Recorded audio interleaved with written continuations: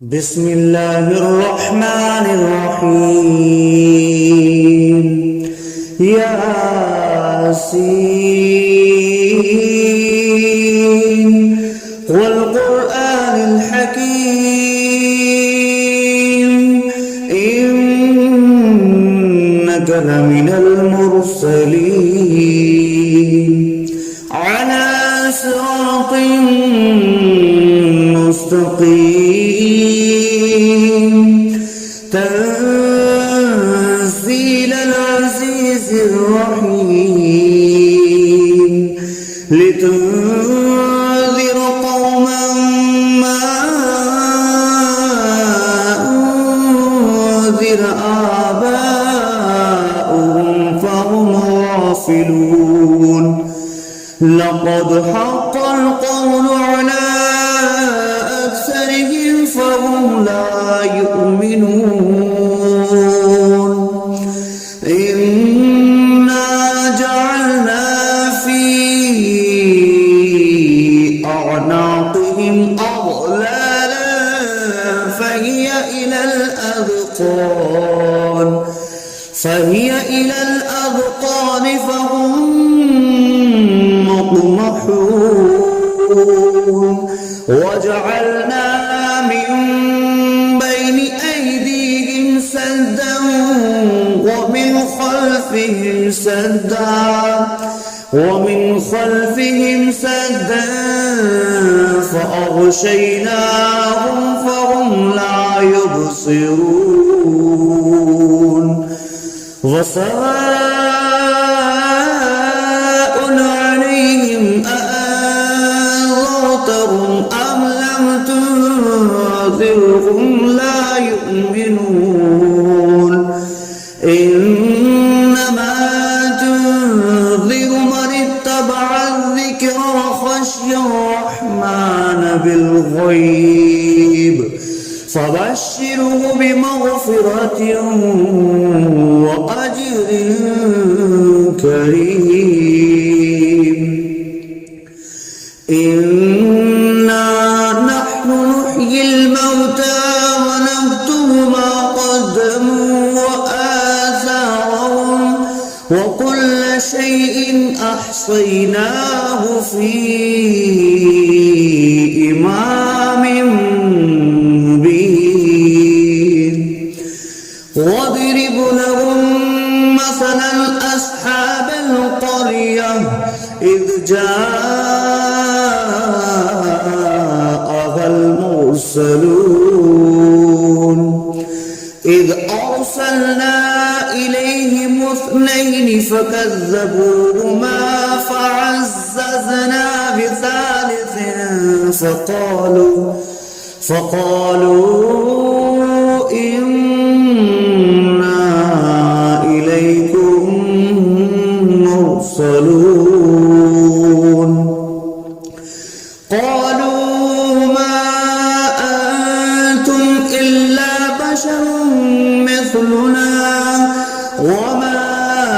أنزل الرحمن من شيء إن أنتم إلا تكذبون قالوا ربنا يعلم إنا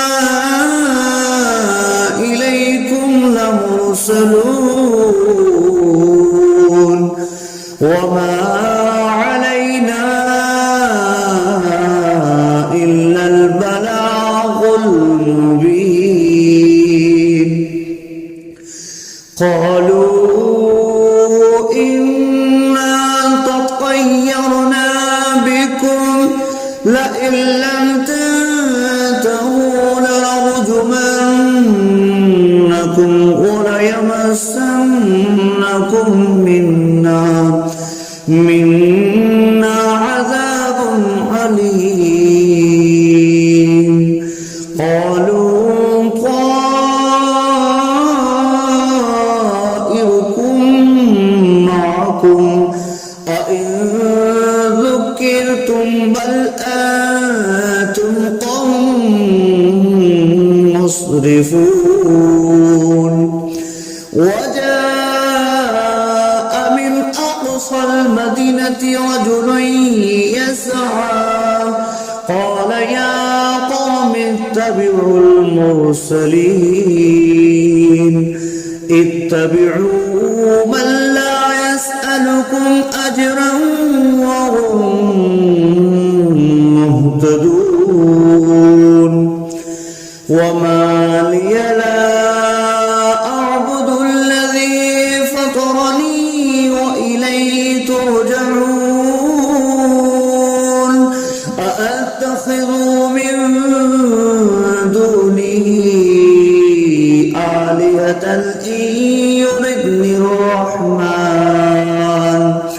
إن يردني الرحمن بضر لا تغن عني شفاعتهم شيئا ولا ينقذون إني إذا لفي ضلال مبين إني آمنت بربكم فاسمعون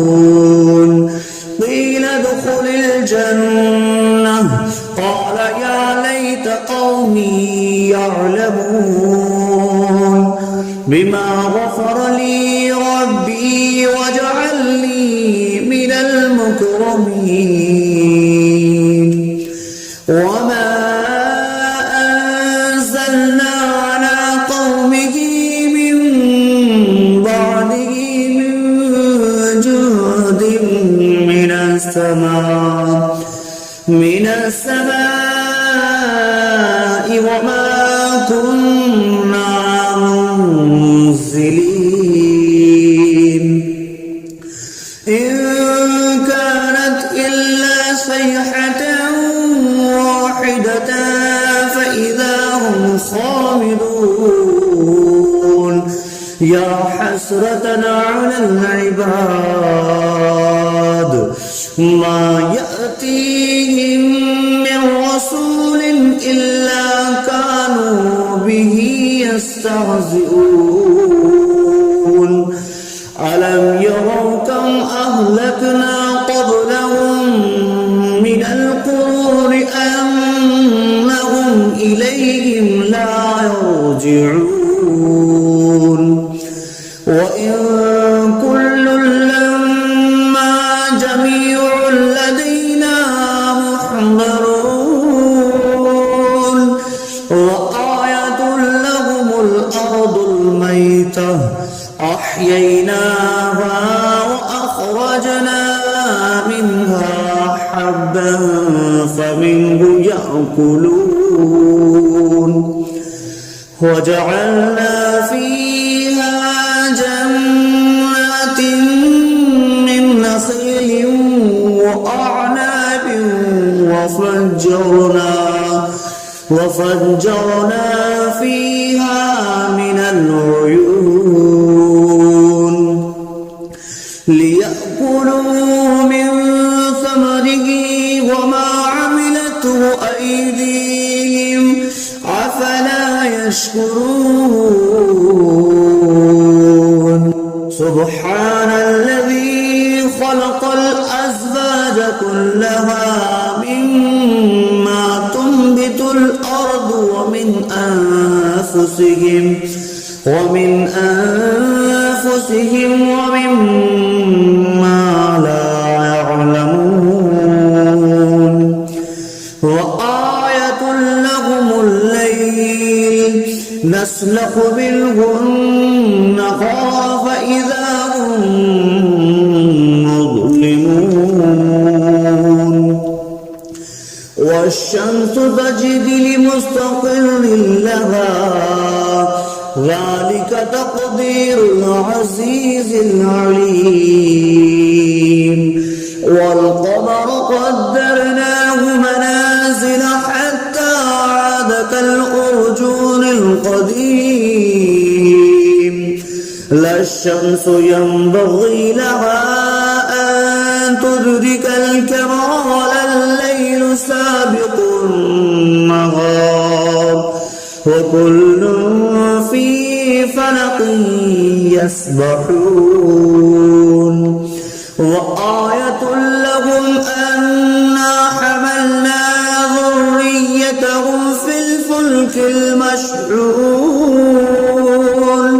وخلقنا لهم من مثله ما يركبون وإن نشأ نغرقهم فلا صريخ لهم ولا هم ينقذون إلا رحمة منا ومتاعا إلى حين وإذا قيل لهم اتقوا ما بين أيديكم وما خلفكم لعلكم ترحمون وما تأتيهم من آية من آيات ربهم إلا كانوا عنها معرضين وإذا قيل لهم أنفقوا مما رزقكم الله قال الذين كفروا للذين آمنوا أنطعم من لو يشاء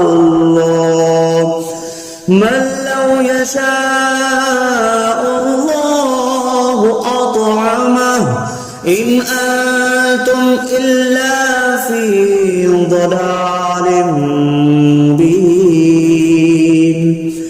ويقولون متى هذا البعد إن كنتم صادقين ما ينظرون إلا صيحة واحدة تأخذهم وهم يخصمون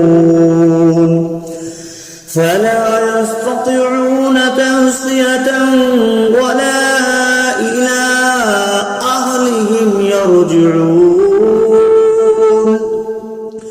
ونفخ في الصور فإذا هم من الأجداث إلى ربهم ينسلون قالوا يا ويلنا من بعثنا من مرقدنا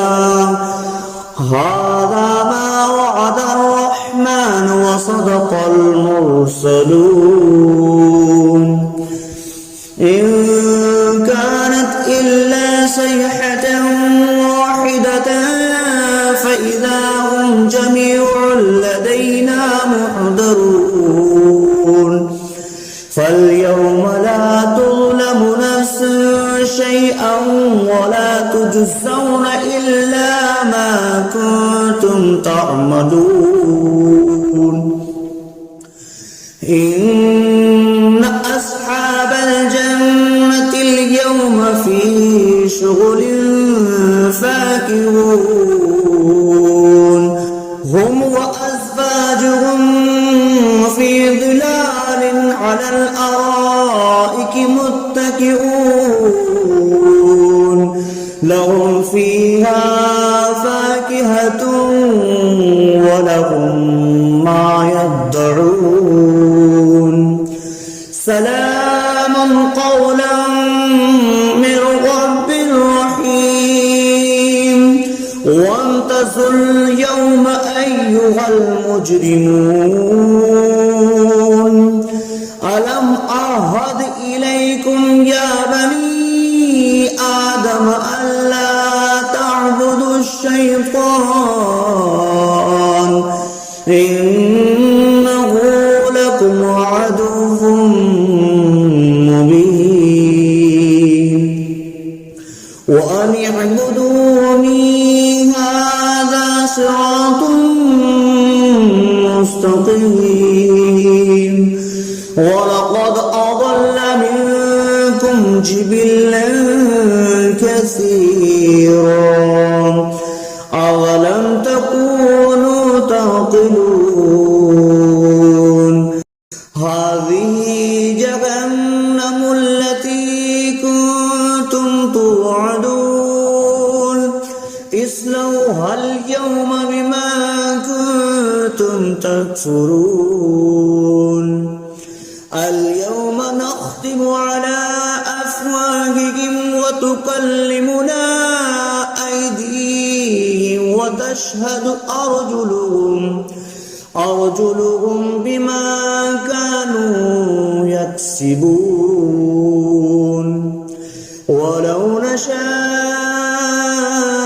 لطمسنا على أعينهم فاستبقوا الصراط فأنى يبصرون ولو نشاء لمسخناهم على مكانتهم فما استطاعوا مضيا ولا يرجعون ومن نعمره نكسه في الخلق أفلا يعقلون وما علمناه الشعر وما ينبغي له إن هو إلا ذكر وقرآن مبين لينذر من كان حيا ويحق القول على الكافرين أولم يروا أنا خلقنا لهم مما عملت أيدينا أنعاما فهم لها مالكون وظللناها لهم فمنها ركوبهم ومنها يأكلون ولهم فيها منافع ومشارب أفلا يشكرون واتخذوا من دون الله آلهة لعلهم ينصرون لا يستطيعون نصرهم وهم لهم جند محضرون فلا يحزنك قولهم إنا نعلم ما يسرون وما يعلنون أولم ير الإنسان أنا خلقناه من نطفة فإذا هو خصيم مبين وضرب لنا مثلا ونسي خلقه قال من يحيي العظام وهي رميم قل يحييها الذي أنشأها أول مرة وهو بكل خلق عليم الذي جعل لكم من الشجر الأخضر نارا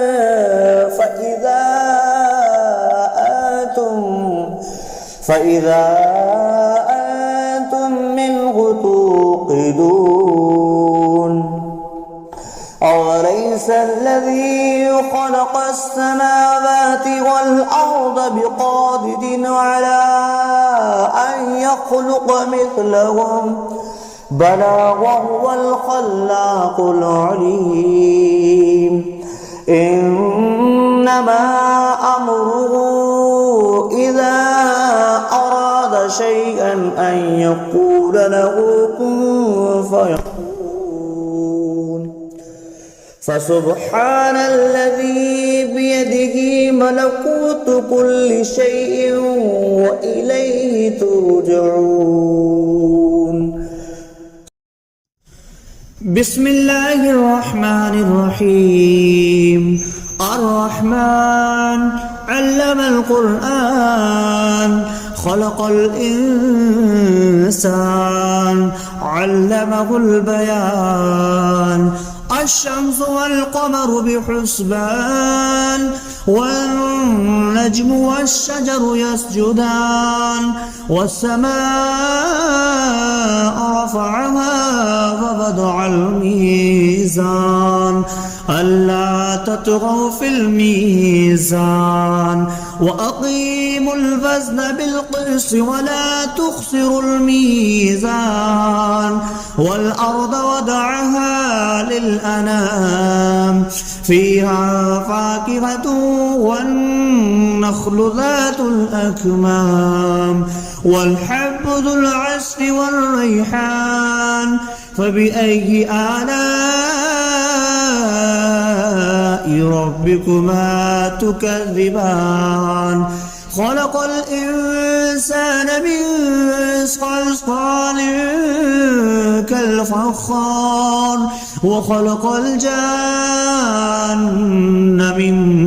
مارج من نار فبأي آلاء ربكما تكذبان رب المشرقين ورب المغربين فبأي آلاء ربكما تكذبان مرج البحرين يلتقيان بينهما برزخ لا يبغيان فبأي آلاء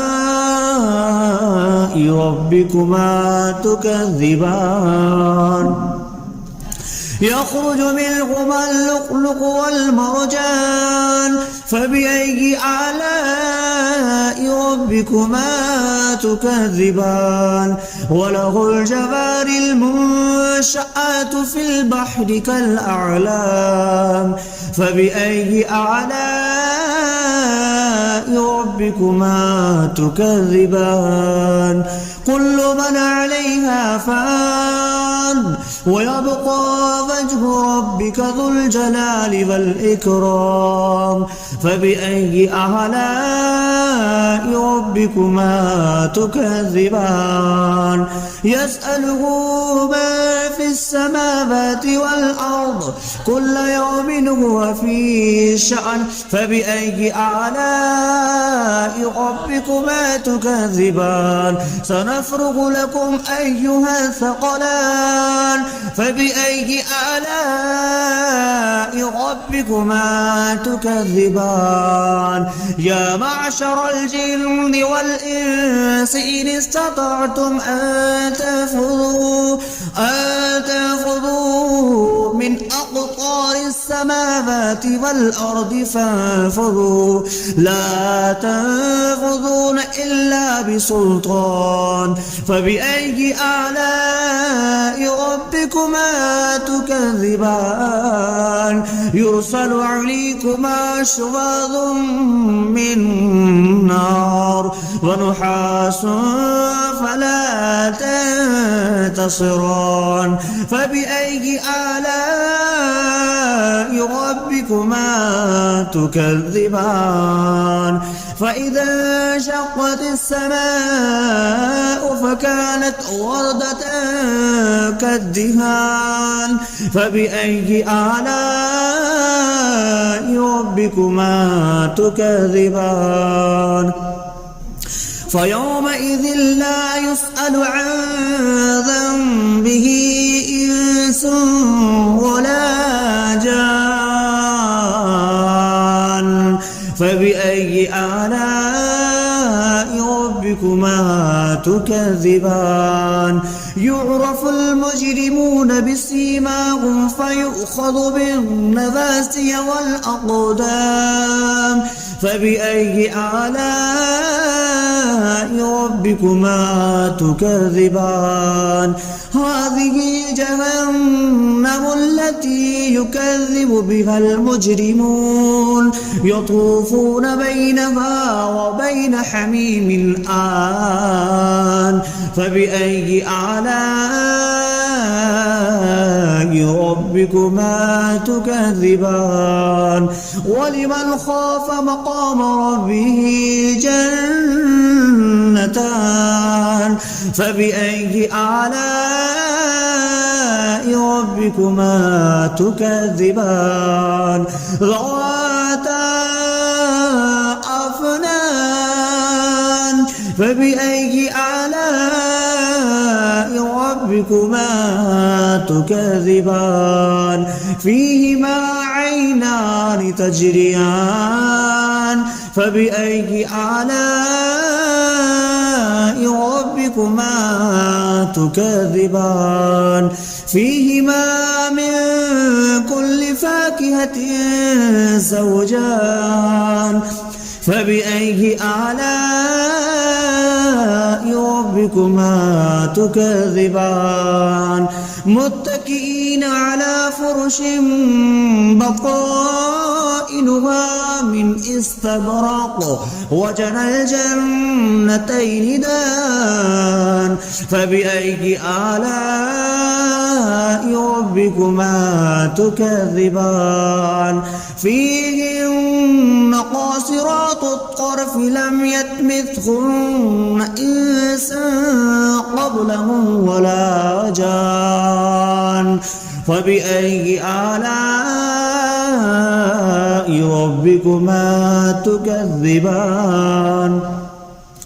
كأنهن الياقوت والمرجان فبأي آلاء ربكما تكذبان هل جزاء الإحسان إلا الإحسان فبأي آلاء ربكما تكذبان ومن دونهما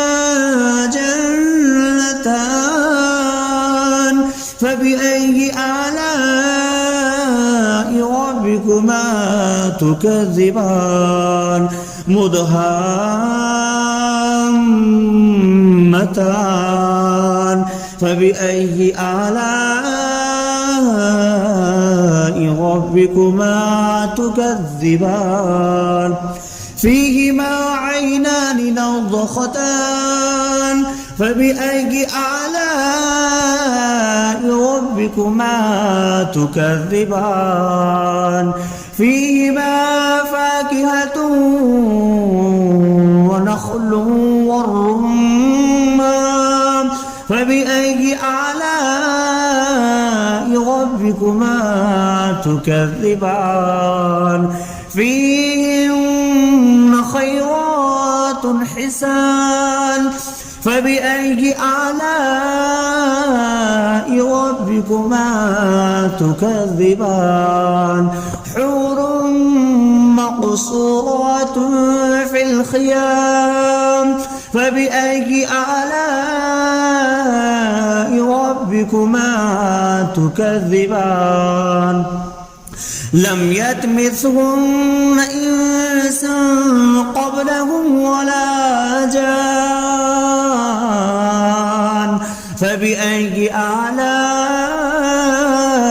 ربكما تكذبان متكئين على رفرف خضر وعبقري حسان فبأي آلاء ربكما تكذبان تبارك اسم ربك ذي الجلال والإكرام صدق الله العظيم.